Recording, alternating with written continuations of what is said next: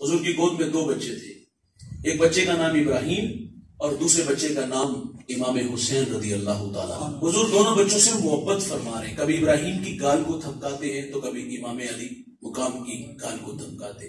اللہ نے فرشتے کو بھیج دیا کہ دونوں میں سے ایک کو رکھ لو، ایک کو اللہ مانگ رہا ہے۔ کتنا مشکل ہے بھائی، ایک طرف بیٹا اور دوسری طرف بیٹی کا بیٹا، فیصلہ مشکل ہو، لیکن میرے نبی نے اپنا بیٹا اللہ کی راہ میں پیش کر دیا، بیٹے کی جدائی میں آنسو بہائے۔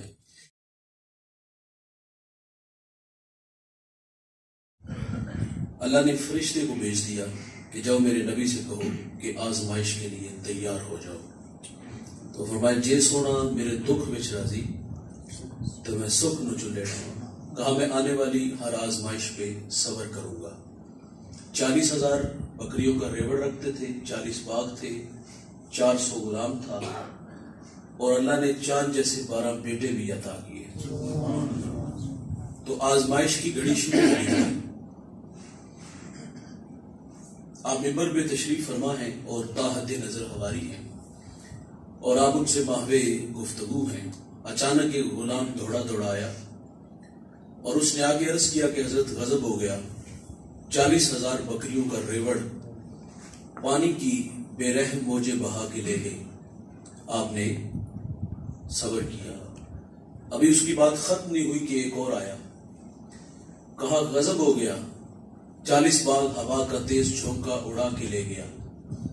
آپ نے اس پر بھی صبر کیا۔ اچھا ایسا نہیں ہوا کہ درمیان میں 6 ماہ کا وقفہ ڈال لیا گیا کہ اگلا امتحان 6 ماہ بعد لیا جائے گا، ایک وقت میں سارے امتحان۔ تیسرا آیا، سانس پھولا ہوا ہے، اور اس نے جو آ کے خبر دی، یہ خبر سن کے کلیجہ منہ کو آتا ہے۔ کہا حضرت غضب ہو گیا، آپ کے 12 بیٹے کسی کے ہاں مہمان بنے، مکان کی چھت گری اور آپ کے 12 کے 12 بیٹے شہید ہو گئے۔ اولاد آنکھوں کی ٹھنڈک، من کا قرار۔ اولاد اسائے پیری ہوتی ہے بھائی، بڑھاپے کا سہارا اسے کہا گیا ہے، لیکن ایک جھٹکے میں 12 بیٹے چلے گئے، آپ نے اس پر بھی صبر کیا۔ اللہ اکبر۔ آزمائش اور آئی، حضرت ایوب علیہ السلام کے جسم میں زخم آئے، یہ اللہ کی طرف سے امتحان تھا۔ شہر والوں نے آپ کو شہر سے نکال دیا۔ زخم جب زبان پہ آئے، زبان چاٹنے لگے، تو پھر اللہ کے نبی کو یا ہوئے، محبت کی زبان بولی۔ شکوہ تو ہم لوگ کرتے ہیں نا، کبھی زندگی میں امتحان آ جائے تو ہم کیا کہتے ہیں، یا اللہ سارے دکھ ساڑھے غریبہ واسطے، یہ آزمائشیں ساڑھے واسطے۔ لیکن جو اللہ والے ہوتے ہیں نا بھائی، وہ راضی بر رضا رہتے ہیں۔ محبت کا نغمہ سنیے گا۔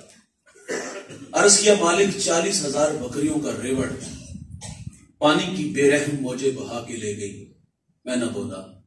40 باغ ہوا کا تیز جھونکا اڑا کے لے گیا، میں نہ بولا۔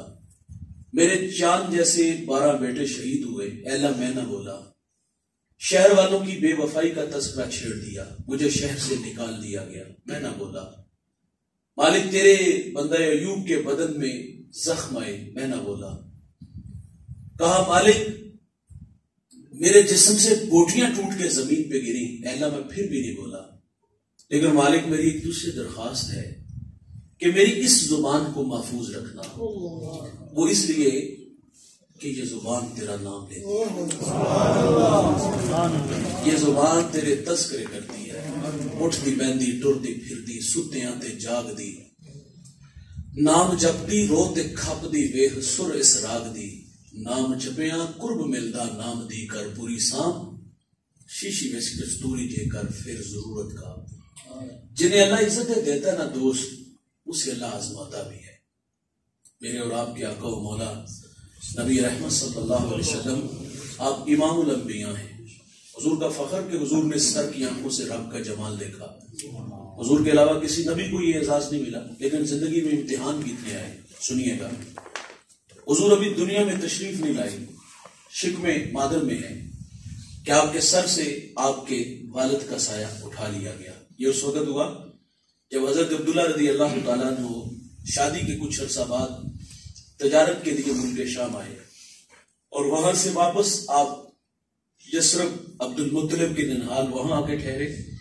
یثرب بیماریوں کا گھر تھا، آپ آئے اور بیمار ہو گئے، قافلہ چند دن ٹھہر گیا کہ آپ کی طبیعت بحال ہو، ہم انہیں ساتھ لے چلے، لیکن طبیعت دن بدن بگڑنے لگی، مجبوراً قافلہ مکہ چلا گیا اور حضرت عبداللہ رضی اللہ تعالیٰ عنہ کا انتقال ہو گیا، اور یہ خبر مکہ المکرمہ میں عبد المطلب کے خاندان پر بجلی کی طرح گری۔ سیدہ آمنہ رضی اللہ تعالیٰ عنہ نے تو ابھی اپنے ماہ تمام کو جی بھر کے دیکھا نہیں تھا، یار ان کا جی چاہتا تھا کہ میں اڑ کے یثرب چلی جاؤں، مٹی کے اس تودے کو دیکھوں اور اس کی خاک کو اپنی آنکھوں کا سرما بناؤں، لیکن جس امانت کا آپ کو امین بنانا تھا اس کی حفاظت کے ذمہ نے حضرت آمنہ کو روک لیا۔ حضور ابھی دنیا میں تشریف نہیں لائے، شکم مادر میں ہے کہ آپ کے سر سے آپ کے والد کا سایہ اٹھا لیا گیا، آپ در یتیم پیدا ہوئے۔ میرے نبی کی عمر 6 سال ہوئی، چلنے پھرنے کے قابل ہوئے، سفر کی صحبتیں سہنے کے لائق ہوئے، تو سید آمنہ نے اپنے من کی کہانی اپنے سسر جناب عبد المطلب سے کہہ ڈالی کہ 6 سال جدائیوں میں گزار دیے، اگر آپ رخصت عنایت فرمائیں تو میری آرزو ہے کہ اس خاک کو آنکھوں کا سرما بنا لوں۔ آپ نے اپنی جوان سالہ بہو سیدہ آمنہ رضی اللہ تعالی عنہ کو رخصت دے دی اور ساتھ ایک خادم ام ایمن کو بھیج دیا۔ یہ 3 نفوس قدسیہ مکہ سے یثرب آئے، 1 مہینہ یا اس سے کچھ دن زیادہ کم ٹھہرے اور پھر وہاں سے واپس مکہ لوٹ آتے۔ اس کی وجہ کہ جو بھی آتا حضور کو دیکھتا، پیشانی میں نبوت کا نور دیکھتا تو برملا کہتا کہ یہ تو اس امت کا نبی ہے۔ لوگوں کا جمکٹھا ہوا تو سیدہ آمنہ فرماتی میرے دل میں خوف پیدا ہوا کہ کہیں یہ میرے بیٹے محمد کو غضب نہ پہنچائیں۔ فرماتی اس خوف نے مجھے واپس پلٹنے پہ مجبور کر دیا۔ آدھا سفر طے ہو گیا، آدھا سفر ابھی باقی تھا۔ راستے میں ایک ابوا نامی بستی آئی، یہاں سیدہ آمنہ رضی اللہ تعالیٰ عنہ کے رک گئی، بخار نے آ گھیر لیا اور آپ جان گئی کہ یہ بخار میری جان لے لے گا۔ وقت رخصت ام ایمن کو کہا کہ میرے بیٹے کو باحفاظت عبد المطلب تک پہنچا دینا، پھر حضور کو پاس بلایا۔ ادھر بچپنے کی معصومیت، پیشانی میں نبوت کا نور اور ماں بیٹے میں کھب سی گئی، 2 باتیں کی اور پھر ہمیشہ کے لیے پہاڑوں میں سو گئی۔ آپ فرماتی بیٹا کل حی میت کل جدید بال کل کبیر یفنا وانا میتۃ وذکر باق وولدت طہرا۔ فرمایا بیٹا ہر نئی چیز نے پرانا ہو جانا ہے، ہر باقی نے فنا ہو جانا ہے۔ فرمایا بیٹا میں بھی جا رہی ہوں لیکن سنو میرا ذکر باقی رہے گا۔ فرمایا اس لیے کہ میں تیرے جیسا پاکیزہ اور ستھرا محمد چھوڑ کے جا رہی ہوں۔ سانسوں کی مالا ٹوٹ گئی، موتی فضا میں بکھرے، ماں سے لپٹے، لپٹ کے روئے، ننھے ننھے ہاتھوں سے کالے پتھروں کی قبر بنائی، اس پہ آنسوؤں کا چھڑکاؤ کیا۔ پھر جہاں تک ماں نظر آتی رہی میرے نبی پلٹ پلٹ کے ان کالے پتھروں والی قبر کو دیکھتے ہیں۔ میں سیدہ آمنہ رضی اللہ تعالیٰ عنہ کے مزار پہ حاضر ہوا پہلی دفعہ جب سحری کا وقت تھا، پہاڑ کے نیچے تھا، ماحول خاموش، ہوا کا کہیں سے کوئی ایک جھونکا بھی نہ آیا، لیکن جب سیدہ آمنہ کے قدموں میں جا کھڑا ہوا تو ایسا لگا کہ اللہ نے جنت کے 8 دروازے کھول دیے۔ آج بھی جنت سے ٹھنڈی ہوائیں سیدہ آمنہ کو سلام کرنے آتی ہیں۔ میرے ساتھ کچھ علماء تھے، دوست تھے، ہم واپس رخصت ہونے لگے تو میں نے کہا آج ہم بھی جس طرح حضور ماں سے بچھڑے تھے پلٹ پلٹ کے دیکھا تھا، اسی ادا کو اپناتے ہوئے رخصت چاہیں گے۔ پہلی دفعہ پلٹ کے دیکھا حضور کا بچپنا اور وہ بچپنے کی تڑپتی کہانی جب آنکھوں کے سامنے آئی تو پھر مقام بدر وہاں سے تقریباً 85 کلومیٹر ہے، ہماری ہچکیاں اور سسکیاں تھمنے کا نام ہی نہیں لے رہی تھی۔ ام ایمن کہتی ہیں کہ میں حضور کو لے کے پہاڑ سے نیچے آ گئی، فرماتی جب میں نے پیچھے پلٹ کے دیکھا تو حضور میرے ساتھ نہیں تھے۔ آپ فرماتی میں دوبارہ پھر پہاڑ پہ چڑھی تو میری آنکھیں کیا دیکھتی ہیں، حضور ماں کے سرانے کھڑے ہیں اور وہاں کھڑے ہو کر کہہ رہے تھے امی جی آپ تو جانتے ہو کہ میرا اس دنیا میں آپ کے سوا کوئی بھی نہیں ہے۔ ام ایمن کی جان نکل گئی، سینے سے لگا لیا۔ میرے نبی فرمایا کرتے تھے ام ایمن میری ماں کے بعد میری ماں لگتی ہے۔ ایک صحابی کسی کو آر دیتے ہوئے کہہ رہے ہو کالی ماں کے بیٹے، حضور جلال میں آگے فرمایا پیمانہ چھلک گیا، پیمانہ چھلک گیا، 3 دفعہ فرمایا پیمانہ چھلک گیا۔ فرمایا کسی گوری رنگت والی ماں کے بیٹے کو کالی رنگت والی ماں کے بیٹے پہ کوئی فوقیت حاصل نہیں۔ فرمایا اگر ہے تو وہ تقویٰ ہے، اور ساتھ فرمایا مجھے جس نے جنم دیا وہ گوری رنگت والی، جس نے میری پرورش کی وہ کالی رنگت والی۔ آقا فخر سے فرماتے کہ میں محمد بیک وقت 2 ماہوں کا تنہا بیٹا ہوں. اور بھائی جان 6 سال کی عمر میں ابوا کی بستی میں سیدہ آمنہ خاموش ہو گئی. جسے عزتیں ملتی ہیں انہیں آزمایا جاتا ہے. شکوے مادر میں ہے، باپ نہیں. 6 سال کی عمر ہے، ماں نہیں. پھر کفالت کا ذمہ آپ کے دادا جان نے اٹھا لیا. دادا سے بڑی محبت ملی. آپ کھانا کھاتے ہیں ساتھ بٹھاتے ہیں، سوتے ہیں پہلو میں لٹا لیتے ہیں. ذل کعبہ عبد المطلب کی مسند بچتی تھی. بیٹوں کو ضرورت نہیں تھی وہاں بیٹھنے کی، لیکن حضور لاڈلے بڑے تھے. دادے کی مسند پر جا کر بیٹھ جاتے. بے پناہ محبت وصول. غم کی کہانی ٹوٹی نہیں دوست، سیلاب تھما نہیں. 2 سال گزرے کہ جناب عبد المطلب رضی اللہ تعالیٰ عنہ کا بھی انتقال ہو گیا. راوی لکھتا ہے کہ مکے کے بازار سے جنازہ اٹھا، آگے آگے جنازہ اور پیچھے پیچھے ایک 8 سالہ بچہ. وہ مکے کی کبھی اس دیوار سے تو کبھی اس دیوار سے لپٹ کے روتا ہے. پھر کفالت کا ذمہ چچا نے اٹھا لیا، جناب ابو طالب نے. بے پناہ محبتیں ملی. کھانا کھاتے ہیں ساتھ بٹھاتے ہیں، سوتے ہیں پہلو میں لٹا لیتے ہیں. آپ کثیر العیال تھے، آپ کی معیشت زیادہ مضبوط نہیں تھی. میں نے حضور کا بچپن پڑھا ہے. اماں حلیمہ فرماتی حضور کو بچپن میں بھوک لگی بھی ہوتی نا تو کبھی بھوک کا مطالبہ نہیں کیا تھا. ناراض نہ ہوئیے گا، ہم بچے نہیں بڑے ہو گئے. جوانی سے بڑھاپے کی طرف سفر ہے. ہمیں وقت پہ کھانا نہ ملے ہم گھر کے برتن توڑتے ہیں، گالیاں دیتے ہیں، خواتین پہ ہاتھ اٹھاتے ہیں. میرے نبی کا بچپن اتنا شاندار، بھوک لگی بھی ہوتی تو کبھی بھوک کا مطالبہ نہیں کیا. پروان چڑھے اور پھر اللہ کا حکم آیا کہ آپ قوم کو لا الہ کی دعوت دو. حضور نے کوہ صفا پہ لا الہ کا نغمہ چھیڑا. جن کی قسمت میں ہدایت وہ حضور کے معاون بنے، اور جو اصلی بدبخت تھے وہ مخالفت پہ اتر آئے. اور پھر قوم کے رویے ہم نے پڑھے.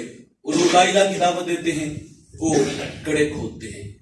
حضور لا الہ کی دعوت دیتے ہیں، وہ کانٹے بچھاتے ہیں، اوجریاں پھینکتے ہیں، گالیاں دیتے ہیں.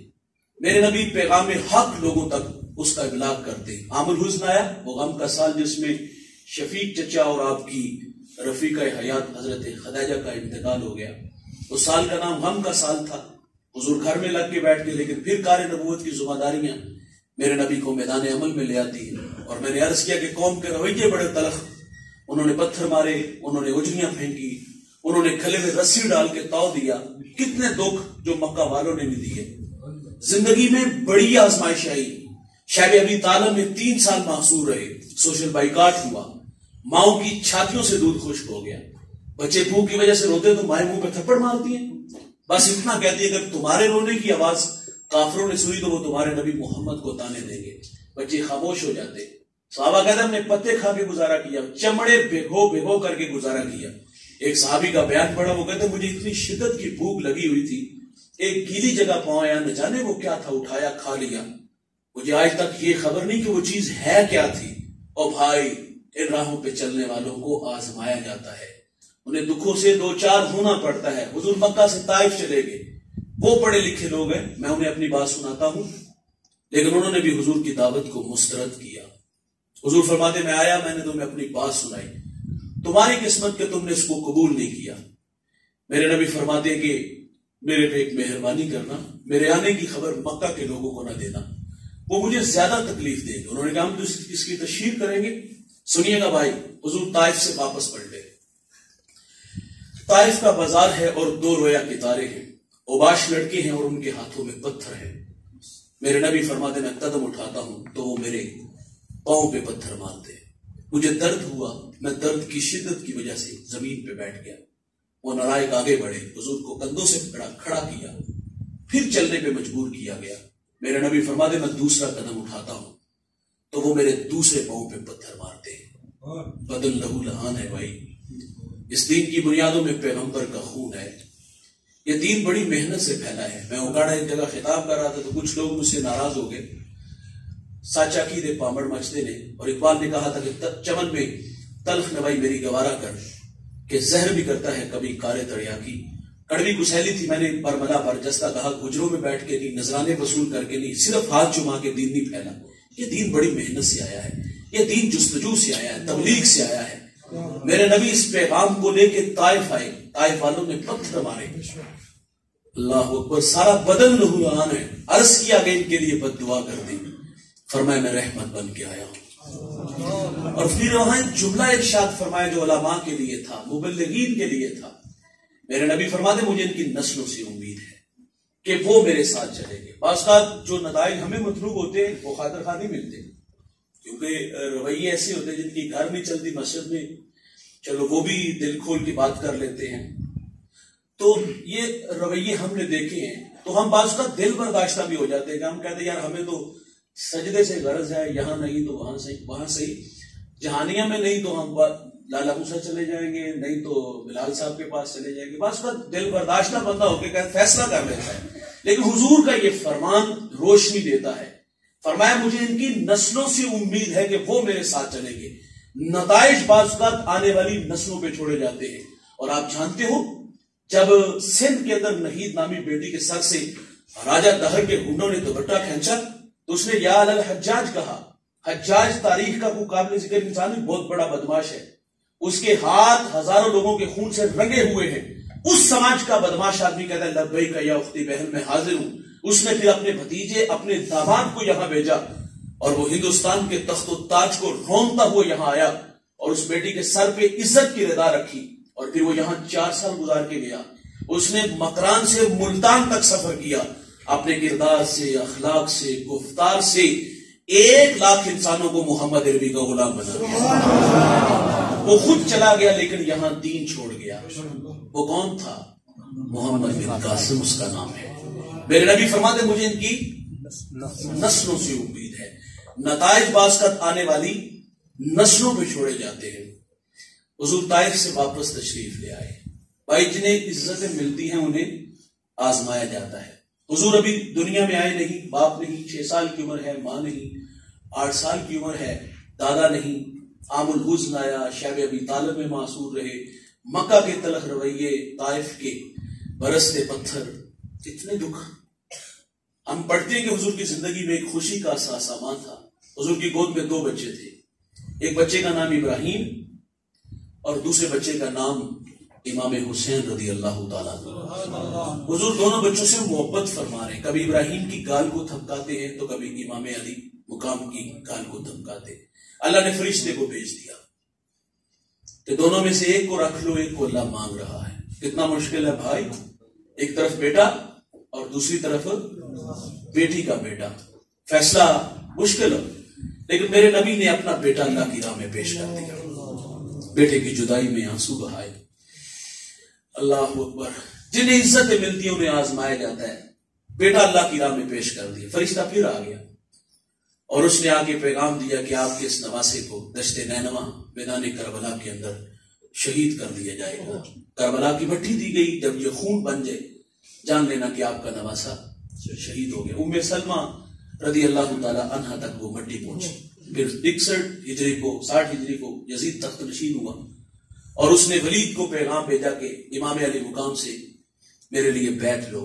رات کی تاریکی میں طلب کیا گیا اور امام جانتے تھے کہ اس وقت میں یہ کسی سے ملاقات نہیں کرتا، بات خطرے سے خالی نہیں. دوستوں سے مشورہ کیا کہ کیا کیا جائے. مشورے میں یہ بات طے پائی گئی کہ کچھ دوست آپ اپنے ساتھ لے جائیں. اگر حالات سازگار نہ ہوئے تو آپ حکم کیجئے گا، ہم دارالعمارت کی دیواریں پھیلا کر کے اندر آ جائیں گے. امام حسین رضی اللہ تعالیٰ عنہ تشریف لے گئے تو ولید نے بتایا کہ کاتب وحی حضرت امیر معاویہ رضی اللہ تعالیٰ عنہ کا انتقال ہو گیا اور اب ولی عہد اس کا بیٹا یزید ہے اور اس نے بیعت کے لیے کہا ہے اور امام اس کی کرتوتوں سے واقف تھے. تو فرمایا کہ میرے جیسا شخص رات کی تاریکی میں چھوٹ کے بیعت نہیں کر سکتا. آپ واپس آنے لگے تو مروان بن حکم یہ نائب تھا، اس نے سرگوشی کی. کہا اگر یہ شخص یہاں سے واپس چلا گیا تو اس پر قابو پانا مشکل ہوگا. ابھی فیصلہ لو، بیعت کرتے تو ٹھیک، اگر بیعت نہیں کرتے تو سر کاٹ کے دمشق میں یزید کی بارگاہ میں بھیجو. جب یہ بات کی تو امام نے اس کی یہ بات سن لی، جلدی سے توڑ کر کے باہر نہیں آئے، انہی قدموں سے واپس پلٹے. فرمایا کیا کہا؟ کہا ہم آپس میں کوئی بات کر رہے. فرمایا میں نے سن لیا ہے. فرمایا جانتے نہیں میں کون ہوں؟ میری رگوں میں حیدر کرار کا خون دوڑتا ہے. اور دو ٹوک کہا کہ یزید فاسق ہے، فاجر ہے، میں حسین اس کی بیعت سے انکار کرتا ہوں. آپ گھر تشریف لائے اور اپنی بہن حضرت زینب رضی اللہ تعالیٰ عنہ سے مشورہ کیا کہ اب یزید تخت نشین ہے اور اس نے بیعت کے لیے کہا ہے اور میں اس کی بیعت کروں گا نہیں، اور پھر وہ یہاں رد عمل کے طور پہ یہاں جھگڑا چاہے گا، اور میں حضور کے شہر مدینہ کو خون سے لالازار نہیں ہونے دوں گا۔ تقاضا یہ ہے بہن، ہم مکہ چھوڑ کے، مدینہ چھوڑ کے مکہ چلے جاتے ہیں۔ یہ مشورہ طے ہوا۔ نانا مصطفیٰ صلی اللہ علیہ وسلم کے روزہ پر آ کر کے اشک بار آنکھوں سے سلام کہا، بقیع میں ماں کے قدموں میں کھڑے ہوئے اور ہمیشہ کے لیے رخصت چاہ کے یہ قافلہ محبت مدینہ سے مکہ چلا گیا۔ مجھے بتائیے گا بھائی، مدینہ چھوڑنا آسان ہے؟ آج ہی آئے ہیں واپس، کچھ واپس آ رہے ہیں، اور اس مجمع میں بہت سارے لوگ ہیں جو حج عمرہ کی سعادت پا چکے ہیں۔ ان سے پوچھ کر کے دیکھو، صرف 8 دن کے لیے ہم جاتے ہیں، جب 8 دن بعد واپس آنا ہوتا ہے تو دل پہ ہاتھ رکھنا پڑتا ہے یار، اور اس امید سے واپس آتے کہ ہم دوبارہ پھر حضور کے قدموں میں آئیں گے۔ مدینہ چھوڑنا قیامت سے کم، اور اس کائنات میں 2 بستیاں بھائی، جس نے وہ نہیں نہ دیکھی اس نے کچھ بھی نہیں دیکھا، ایک مکہ ہے اور دوسرا مدینہ ہے۔ مدینہ چھوڑنا بڑا مشکل ہے۔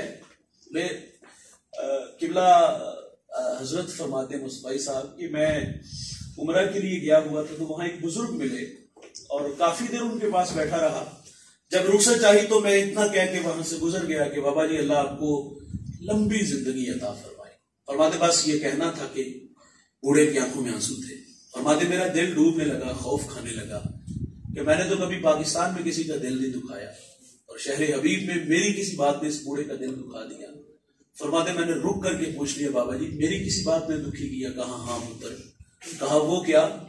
تو وہ بزرگ کہتے ہیں مجھے مدت ہوگی یہاں موت مانگتے ہوئے، اور آپ میرے لیے زندگی کی دعائیں مانگ رہے ہیں۔ اور بھائی جان کچھ گئے ہیں اور انہوں نے وہاں گھر بنا لیے، وہاں مرنے کی دعا۔ امام مالک 40 سال روزے رسول پہ رہے، درس حدیث دیتے رہے، زندگی میں صرف ایک حج کیا، فرضی حج ادا ہوا، دوبارہ حج کے لیے نہیں۔ کون سا دور ہے یار، 400 کلومیٹر، 450 کلومیٹر وہاں سے مدینہ سے مکہ ہے، لیکن زندگی میں صرف ایک حج کیا۔ آرزو کیا تھی کہ مجھے موت آئے تو مدینے میں آئے۔ یار آپ مدینے کی گلی بازار میں جب گزرتے نا تو دیوار کے ساتھ لگ کے گزرتے تھے، آپ کے کندھے زخمی ہو جاتے۔ کسی نے امام سے کہا حضرت آپ دیوار کے ساتھ لگ کے گزرتے ہو، کوئی گلی بازار تنگ سوڑے تو ہے نہیں؟ تو آپ فرماتے یہ گلیاں بازار وہی ہیں جہاں سے میرے محبوب گزرے ہیں، اور احتیاط اس لیے ہے کہ کہیں بے خبری میں میرا پاؤں وہاں نہ آ جائے جہاں میرے محبوب کے قدم لگے ہیں، اور میں بے ادبوں میں نہ لکھ دیا جاؤں۔ یہ اس چوکھٹ کا ادب ہے۔ سیدنا صدیق اکبر نے وہاں دیوار کھڑی کی، اور وہ دیوار آج بھی موجود ہے جہاں میرے نبی کی پیشانی لگتی تھی۔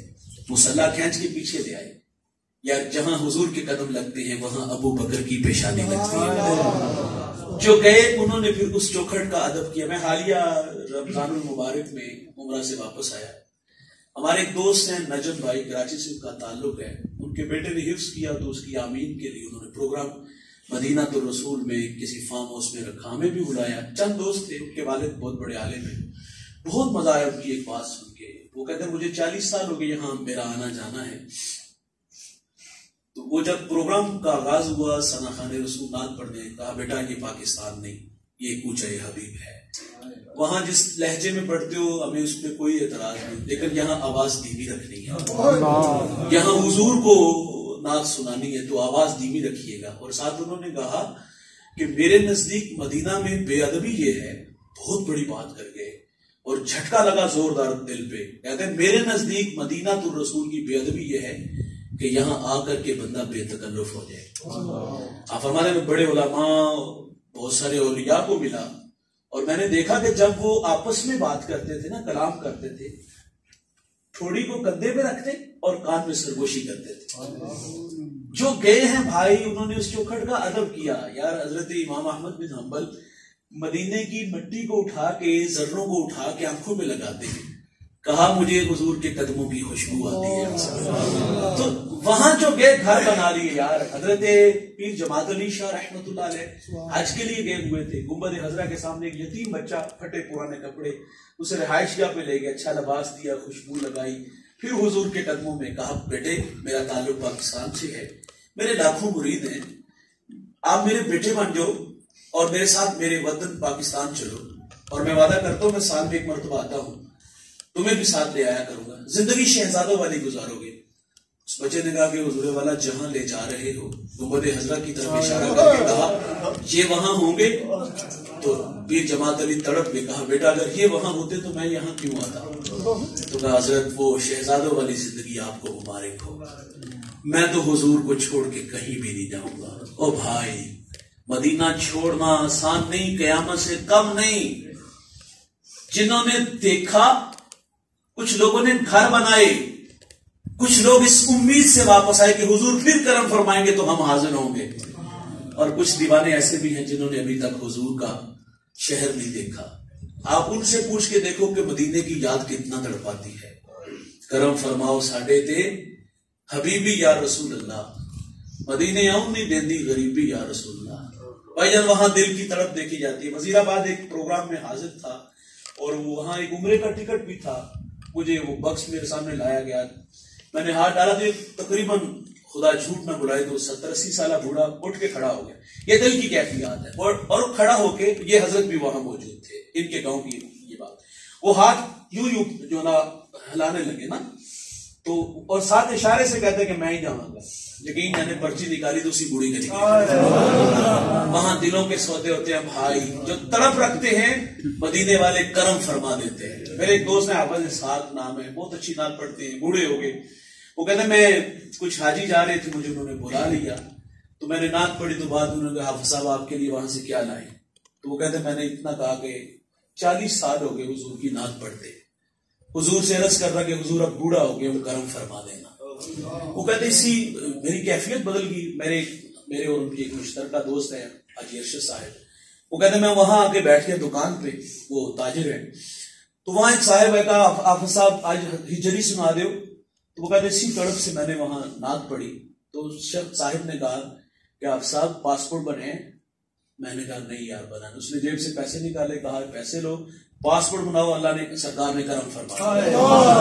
غریب آدمی یار، وہ کہتا میں لاہور نعت پڑھنے گیا تو وہاں میں نے کہا میں انشاءاللہ، میں نے کسی سے پوچھا وہاں جانے کے لیے پیسوں کی کتنی ضرورت، پرانی بات ہے، تو کسی نے کہا 300 ریال ہو تو وہاں کھانا پینا ہلکی پھلکی چھوٹی موٹی شاپنگ کر کے بھی آ جاؤ گے۔ تو کہتے میں نے وہاں نعت پڑھی، نعت کے بعد میں نے کہا جی میں عمرہ کے لیے جا رہا ہوں تو انشاءاللہ آپ کے لیے بھی دعا کروں گا۔ تو ایک صاحب جاتے ہوئے ملنے والے اور ہاتھ میں مٹھی میں کچھ دیا، کہا بھائی میری طرف سے وہاں کھانا کھا لینا۔ وہ کہتے جب میں نے مٹھی کھولی تو اس میں 290 ریال تھے، وہ تو ساتھ عطا کر کے بھی بھیجتے ہیں یہاں جہاں تڑپ صادق ہو تو کرم ہوتا ہے۔ کچھ لوگ ایک گھر بنا لیے، کچھ وہاں جانے کے لیے بے قرار ہیں۔ میرے ٹیچر ہیں سلیم دلاوری، حفیظ طائب کے شاگرد ہیں، بہت اچھا لکھتے ہیں اور وہ تخیلات میں خود کو کھینچ کے در حبیب تک لے چلتے ہیں۔ منظر بڑا دیکھیے گا، دل نشین ہے۔ آپ فرماتے آساں دے بوئے کھل دے، درداں دے برکے تھل دے، دکھاں دے چکڑ چھل دے، اکھاں چو ہنجو ڈل دے، لوں دا سینہ پاڑ دے، آقا جی دل نو ساڑ دے، گوتے تے گوتا کھا رہے ہیں، وہم وچ ڈبدا جا رہے ہیں، دسیا نہ چننا تارے ہیں، رائیاں تو پچھ ہارے ہیں، جتھے خدا دا نور ہے وہ شہر کنی دور ہے، سوچا پکاندا جاونا، من وچ بٹھاندا جاونا، نقشے پکاندا جاونا، کر لے کرینا انجدا ہونا مدینہ انجدا، ویلے نے ڈاڈے یا نبی، پلے نہیں ساڈے یا نبی، بیٹھے دوراڈے یا نبی، امتی تو ہاڈے یا نبی، ہجراں دے پھری رشوق دے، مڑ مڑ کے اے حقوق دے، آمن مرادہ پک کے، قسمت لے جاون تھک کے، سونا مدینہ تک کے، بہ جاواں جس تم تھک کے، ٹھنڈی ہوا جے وگ جائے تے اکھ ذرا کو لگ جائے، کملی ذرا سرکا کے، مکھڑے تو پردہ چاہ کے، خواباں چ پھیرا پا کے، آقا آکھن آ کے، راواں دی سختی چل کے، آئے ہو دوروں چل کے، الفت دے ڈابو تر کے، ہو کے سلیم بھر کے، دل نو آنند آ گیا، سانو پسند آ گیا۔ بھائی جان جنہوں نے نہیں دیکھا یہ کیفیات ان کی، تاجدار ختم نبوت، مدینہ چھوڑنا اتنا آسان نہیں۔ حسین پیدا مدینے میں ہوا، بچپن مدینے میں، لڑکپن مدینے میں، جوانی کی بہاریں مدینے میں، اور اب بڑھاپا آ گیا، 56 سال عمر۔ آسان ہے؟ مشکل ہے بھائی، لیکن اس دین کی بقا و احیاء کے لیے آپ نے مدینے کو چھوڑ دیا۔ کہاں میں اس شہری محبت کو اس کو خون سے لالا زار نہیں ہونے دوں گا۔ یہ قافلہ محبت مکہ آیا اور پھر ادھر کوفہ والوں نے خط لکھنے شروع کر دیے، ہم بے امام ہیں، آپ ہماری سرپرستی فرمائیں۔ خط ایک نہیں بہت سارے تھے، اور بعض خط تلخ بڑے تھے۔ اس میں انہوں نے کہا کہ اگر آپ نہ آئے تو ہم بروز حشر اللہ کو شکایت کریں گے کہ ہمیں آپ کہ نبی کے نواسی کی مدد کی ضرورت تھی اور یہ ہماری مدد کے لیے نہیں آئے. اور پھر آپ نے مسلم بن عقیل کو اپنا نمائندہ بنا کے بھیجا. تو جب آپ وہاں تشریف لے گئے تو 40,000 کوفی بیعت کر گئے اور آپ نے فوراً بھائی کو خط لکھا کہ یہاں کے، کیونکہ وہاں کے جو گورنر تھے وہ حضرت نعمان بن بشیر رضی اللہ تعالیٰ عنہ تھے اور وہ محب اہل بیت میں سے تھے. انہوں نے کوئی مزاحمت نہیں کی. آپ نے خط لکھا کہ یہاں کے حالات سازگار ہیں اور یہ لوگ آپ کے لیے دیدہ و دل فرش راہ آئیں اور ان کی سرپرستی فرمائیں. یہ خط کوفہ سے مکہ آ گیا اور ادھر کوفہ کے حالات یکسر بدل گئے. جو یزید کے حمایتی تھے انہوں نے یزید کو خط لکھا کہ یہاں جس شخص کو تو نے متعین کیا ہے یہ تو ہاتھوں پہ ہاتھ دھر کے بیٹھا ہے، اگر حالات اسی طرح چلتے رہے تو یہاں تیری حکومت کو خطرہ ہے. اس نے کہا کسی ایسے شخص کو بھیجو جو یہاں کے حالات کو آ کے کنٹرول کرے. اس نے پھر ابن زیاد کو بھیجا اور وہ حجاز والے راستے سے آیا اور اس نے حجازی لباس پہنا. لوگ سمجھے شاید کہ امام آ گئے نا. اس نے چہرے پر نقاب اوڑا ہوا تھا اور یہ صرف چیک کرنا چاہ رہا تھا کہ میں دیکھوں کہ لوگوں کے دلوں میں امام کے لیے کیا جذبات ہے. تو جب یہ داخل ہوا تو لوگ بھی اس کے پیچھے پیچھے چلنے لگے کہ امام کی سواری آ گئی اور یہ سیدھا نعمان بن بشیر کے محل تک پہنچا اور آپ نے محل کا دروازہ بند کیا، چھت پہ چڑھ کے کہا آپ بھی سمجھے شاید کہ امام تشریف لے آئے. کہا میرا مشورہ ہے کہ آپ واپس چلے جائیں. اور جب یہ بات کی تو اس نے چہرے سے نقاب اٹھایا تو یہ ابن زیاد تھا. دروازہ کھولا گیا، نعمان بن بشیر کو معزول کر دیا گیا اور حضرت مسلم بن عقیل رضی اللہ تعالیٰ عنہ کو بے دردی سے شہید کر دیا گیا. کوفیوں کی بے وفائی مشہور ہے نا، کوفی وفادار نہیں ہوتے. جب آپ مسجد میں آئے تو 40,000 لوگ تھے لیکن جب سامنے کھڑے تو 500 بندہ تھا. سلام پھیرا تو ایک کوفی بھی نہیں تھا. مسلم بن عقیل شہید کر دیے گئے. یہاں حالات بدل گئے اور جب شہادت کا وقت قریب تھا تو حضرت مسلم بن عقیل کی زبان پہ یہ لفظ تھے کہ کوئی میرے بھائی حسین کو بتا دے کہ میرے ساتھ انہوں نے کیا سلوک کیا ہے. یہاں کے حالات بدل گئے اور ادھر امام حسین رضی اللہ تعالیٰ عنہ نے کوفہ آنے کا فیصلہ کر لیا. ایک تو بات یہ ہے کہ آپ کی شہادت بچپن میں مشہور ہو گئی تھی، وہ کربلا کی مٹی، اور دوسرا امام حضرت علی رضی اللہ تعالیٰ عنہ ایک سفر میں تھے تو ایک جگہ پڑاؤ ڈالا گیا. آپ خیمے سے باہر آ کے رونے لگے. کسی نے کہا حضرت کیا ہوا؟ کہا یہ وہی جگہ ہے جہاں میرے بچوں کو شہید کر دیا گیا. تو اور دوسرا حضرت نبی رحمت صلی اللہ علیہ وسلم نے شہادت کا تذکرہ کیا تھا اور امام حسین رضی اللہ تعالیٰ نے جو فیصلہ کیا تھا ایک تو خوف الہی، اس کا غلبہ تھا کہ یہ قیامت کے دن اللہ کے ہاں میری شکایت کریں گے تو میں رب کا سامنا کیسے کروں گا. یہ خوف الہی امام کو کھینچ کے کربلا تک لے گیا. اور دوسرا ان سے وعدہ کیا تھا تو امام حسین تشریف لے جانے لگے. بڑے بڑے صحابہ نے کہا کہ حضرت پوری دنیا سے لوگ یہاں آئے ہیں، آج کا موسم تھا، آپ یہاں اعلان کریں ہم یزید کی اینٹ سے بچا دیں گے. لیکن آپ فرما دیں میں حرم کا میڈا نہیں بننا چاہتا. میرے نانا مصطفیٰ نے میرے کندھوں پہ کچھ ذمہ داری ڈالی ہے، میں وہ وفا کرنے جا رہا ہوں. انہوں نے ہر چند عرض کیا لیکن آپ فرما دیں میرے غم گسارو، میرے جان نثارو، نہ روکو مجھ کو جانے دو، مجھے نانے کے دی کی ڈوبتی کشتی بچانے دو. میں جاتا ہوں کہ دنیا میں وفا کا نام رہ جائے، میں رہوں نہ رہوں پر عظمت اسلام رہ جائے. اور میں لوگوں اگر میں نہیں جاتا تو نبی کے گھر کی آن جاتی ہے، تمہارا دین جاتا ہے میری غیرت ایمان جاتی ہے. رخت سفر باندھا سر راہ فرس تک عرب کا مشہور شاعر. ملاقات ہوئی تو حالات پوچھے، کہا دل آپ کے ساتھ اور تلواریں یزیدیوں کے ساتھ. آگے بڑھے تو ہر میں روک لیے، 1000 کا لشکر لے کے آگے. اور مختصر یہ ہے بھائی، یہ قافلہ کربلا تک آیا اور 3 دن پانی بند رہا. جسے عزت ملتی ہے انہیں آزمایا جاتا ہے. یہ کربلا کی آزمائش بہت بڑی آزمائش ہے. 72 نفوس ہیں اور اس طرف ہزاروں میں ہیں. اور جب امام رضی اللہ تعالیٰ عنہ کربلا میں 3 دن پانی بند رہا، 10 محرم کو دو بدو جنگ کا آغاز ہوا. یہاں مٹھی بھر اور ادھر ہزاروں میں ہیں اور امام کا ایک ایک سپاہی آگے بڑھ کے اپنی جمع مردی کے جوہر دکھاتا ہے اور شہادت کا جوڑا پہنتا ہے. اور امام اپنے مجاہد کو کربلا سے وہاں سے اٹھا کے خیمے تک لا کے اللہ سے صرف اتنا ہی کہتے ہیں کہ یا اللہ حسین کی یہ قربانی قبول فرما. جب علی اکبر میدان میں اترتا ہے، اللہ اکبر، وہ 18 سالہ جوان جب میدان میں اترا کئیوں کو واصل نار کر کے آیا اور زبان حلق کانٹا بن چکی تھی، وہاں پانی کا ایک قطرہ بھی نہیں پاس تھا. کہا ابا جان اگر مجھے 2 گھونٹ پانی نصیب ہو جائے تو دیکھیے گا میں کس طرح ان لوگوں کو لتاڑتا ہوں. اپنی خشک زبان اپنے بیٹے کے منہ میں رکھ دی. تھوڑی سی تراوٹ آئی، پھر یہ میدان میں اترا. آپ کے بعد دشمن نے چال بدل لی. انہوں نے کیا کیا کہ چاروں طرف سے امام کے بیٹے کو گھیرا ڈال لیا. اللہ اکبر. اور پھر دور سے پتھر مارنے شروع کیے. یہ پتھر رخسار پہ بھی لگا ہوگا, یہ پتھر نازک ہونٹوں پہ بھی لگے ہوں گے, یہ پتھر سر پہ بھی لگے ہوں گے. جب امام کا بیٹا گھوڑے سے زمین کی طرف آیا اور آواز دے کے کہا ابا جی مجھے سنبھالیے گا. راوی لکھتا ہے اس وقت امام کی عمر 56 سال 5 ماہ 5 دن تھی, اور آپ کی داڑھی اور سر کے بالوں میں ایک بال بھی سفید نہیں تھا. لیکن جب کربلا کی مٹی پہ بیٹا تڑپا, حسین اپنے بیٹے کو وہاں سے خیمے تک لائے تو آپ کی داڑھی اور سر کے سارے بال سفید ہو گئے, اور اللہ سے کہتے مالک میرا جوان پتر قبول فرما لے. علی اصغر کے حلق میں تیر لگا, خون نکلا تو اس کو چلو میں لیا, فضا میں اڑا دیا. کہا مالک اس ننھی قربانی کو بھی قبول فرما لے. حضرت قاسم چھوٹی سی تلوار لے کے یار میدان میں اترے, 2 لمحوں کے بعد انہیں بھی شہید کر دیا گیا. کہا اللہ میرا یہ قاسم بھی قبول فرما لے. ایک ایک کر کے سارے اللہ کی راہ میں پیش کر دیے, اور پھر خود میدان میں اترے, کئیوں کو واسطے نار کیا. پھر تیر تلواریں نیزے حسین کے جسم میں پیوست ہوئی, اور آپ گھوڑے سے زمین کی طرف تشریف لائے, پیشانی سجدے میں رکھ دی اور کہا مالک میں تیری تقدیر پہ راضی ہوں. حسین کہتے مالک بتا تو بھی مجھ سے راضی ہوا ہے کہ نہیں؟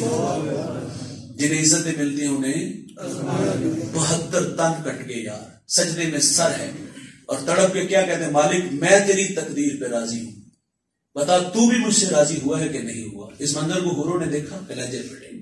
اس منظر کو فرشتوں نے بھی جھانک جھانک کر کے دیکھا کہ مالک یہ دھرتی پہ کیا ہونے جا رہا ہے. ایک وقت تھا فرشتوں نے کہا تھا کہ باقی ہم بولتے ہیں, تسبیح ہم بولتے ہیں, انسان کو بنانے کی کیا ضرورت. تو اللہ نے کیا فرمایا تھا انی عالم ما لا تعلمون, فرشتوں جو میں جانتا ہوں وہ تم نہیں جانتے. آج کربلا میں انی عالم ما لا تعلمون کی تفسیر ہو رہی ہے. فرشتوں تمہارے سینوں میں دل اور اس میں دھڑکنے ہوتی, اس میں قاسم کا, اس میں علی اکبر کا, علی اصغر کا پیار ہوتا. میں دیکھتا کس طرح قربان کرتے. یہ حسین ہے, سب کچھ قربان کرنے کے باوجود کہتے ہیں بتا مولا تو حسین سے راضی بھی ہوا کہ نہیں ہوا. اس منظر کو اقبال نے دیکھا تو خراج فاطمہ کو پیش کرتا ہے. وہ کہتا ہے رشتہ آئین حق زنجیر پاس فرمانے جناب مصطفیٰ, ورنہ گردے تربتش گردید میں سجدہا برخا کی پاشید میں. اقبال کہتا ہے سید بابا کی شریعت کا پابند ہوں, حکم ہے کہ اللہ کے علاوہ کسی کو سجدہ نہیں. ورنہ اقبال کہتا ہے جی چاہتا ہے جو نہ وہ کعبے کی طرف رخ کر کے سجدہ نہ کروں, تیری قبر کی طرف رخ کر کے سجدہ کروں, کیونکہ جو کام تو نے کیا ہے وہ دنیا کی کسی اور عورت نے کیا. کیونکہ نبی کے گھر کی ہے عزت نبی سے سنتے ہیں, علی کے گھر کی عظمت علی سے سنتے ہیں. وہ جس نے معزز کیا گھرانے کو, حسین بال کے دیا جس نے زمانے کو. حسین اگر نہ شہید ہوتا تو آج گھر گھر یزید ہوتا, اسلام کی عظمت عیاں نہ ہوتی, خدا کے گھر میں اذان نہ ہوتی. اور بھائی اقبال فاطمہ کو خراج کیوں پیش کر رہا ہے؟ اس لیے پیش کر رہے ہیں فاطمہ یہ تیرے دودھ کی تاثیر ہے. سیدہ کیا کرتی تھی؟ دودھ بھی پلاتی تھی, سونے محمد پہ درود بھی پڑھتی تھی. تو بیٹوں نے دشت نینوا کو میدان کربلا بنا دیا. یہ کربلا سے ایک پیغام ملتا ہے, ایک تو یہ کہ جنہیں عزتیں ملتی ہیں آزمایا جاتا ہے, اور دوسرا پیغام ماں مؤثر ہوگی تو اولاد بھی مؤثر ہوگی. نیپولین یا ہٹلر نے کہا تھا اچھی مائیں دو میں تمہیں اچھی قوم دوں گا. ماں کا کردار نسلیں بناتی ہے.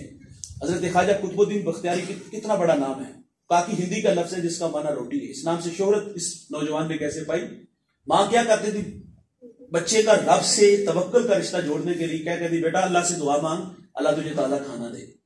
بیٹا اہتمام سے دعا مانگتا ہے, ماں کھانا بنا کے کمرے میں رکھ دیتی ہے, اور کھانا کھا کے بیٹا کبھی کبھی ماں سے اظہار بھی کرتا ہے ماں میرا اللہ کتنا مہربان ہے, میں اس سے مانگتا ہوں مجھے تازہ کھانا دیتا ہے. ماں خوش ہوتی ہے کہ میرے پتر کا تعلق رب سے جڑ گیا ہے. اللہ اکبر. فرماتی ایک دن میں گھر سے باہر تھی, آنے میں تھوڑی سی تاخیر ہوگی, دل ڈوبنے لگا, خوف کھانے لگا کہ بیٹا تو مدرسے سے آ گیا ہے, تو اگر کھانا نہ ہوا تو مالک کہیں وہ رشتہ جس کو جوڑنے میں مجھے بڑا وقت لگا کمزور نہ ہو جائے. فرماتی گھر آئی تو قطب الدین ماہوے استراحت تھا. بیدار ہوا تو کہا پتر کھانا کھایا؟ کہا ماں کھانا کھایا. کہا ماں جو کھانا آج کھایا پہلے کبھی نہیں آیا, جو مزہ آ جائے پہلے کبھی بھی نہیں آیا. تو ہماری ماں رب سے جوڑتی تھی, یہ وہی قطب الدین ہے. ماں مدرسے بھیجتی ہے. استاد کہتے بیٹا پڑھا الحمدللہ رب العالمین, 14 پارے سنائی. استاد کہتے بیٹا جہاں سے 14 پڑھے بقیہ 16 بھی وہاں سے پڑھ دیتے. جی اچھے منظر خوب. عرض کی استاد جی میں نے کسی مدرسے میں کسی استاد سے یہ زانو تلمس طے نہیں کیے, تو کہا پتر دولت کہاں سے ملی؟ کہا میری ماں 14 پاروں کی حافظہ تھی، میں نے ماں سے سن کے حفظ کر لیے ہیں۔ یہ ہے ماں کا کردار، ماں مؤثر ہوگی تو اولاد بھی مؤثر ہوگی۔ اور کربلا سے ایک پیغام بھی یہ بھی ملتا ہے، حسین ابن علی وقت آخر سارا بدن زخموں سے چور چور ہے، تو وقت آخر پیشانی کہاں جھکی ہے؟ اللہ کے حضور جھکی ہے۔ آخری وقت بھی سجدہ قضا نہیں ہوا۔ حسین کا نام لیتے ہو، حسین کا تذکرہ کرتے ہو، محبت عمل آسان کر دی، محبت عمل دلیل ہے۔ حسین نے تو وقت آخر بھی نماز نہیں چھوڑی تھی۔ ہم حسین کے نام کے نعرے تو لگاتے ہیں، لنگر کھاتے کھلاتے ہیں، تو بھائی حسین کردار بھی تو ادا کرو۔ میں مر کے بھی زندہ ہوں اہل وفا کی محفل میں، میری محفل میں آ میرا مزار نہ پوچھ، ان راہوں کے راہی بنو جن راہوں پہ وہ لوگ چلے تھے۔ اور آخری بات، کیونکہ وقت سمٹ گیا، حسین ابن علی رضی اللہ تعالیٰ عنہ، دیکھیے جان بچانی ہو تو پھر ہاتھ بڑھانا ہوتا ہے، لیکن حسین ابن علی نے اس وقت جب ہاتھ بڑھاتے تو جان بچتی، حسین نے ہاتھ نہیں دیا، سر دے دیا، لیکن یزید کے ہاتھ میں ہاتھ، ظالم کے ہاتھ میں ہاتھ۔ لوگ سر بچانے کے لیے ہاتھ دیتے ہیں، لیکن حسین نے سر دے دیا لیکن ظالم کے ہاتھ میں ہاتھ۔ اللہ مجھے آپ کو حسین ابن علی کی سیرت پہ عمل کی توفیق عطا فرمائے۔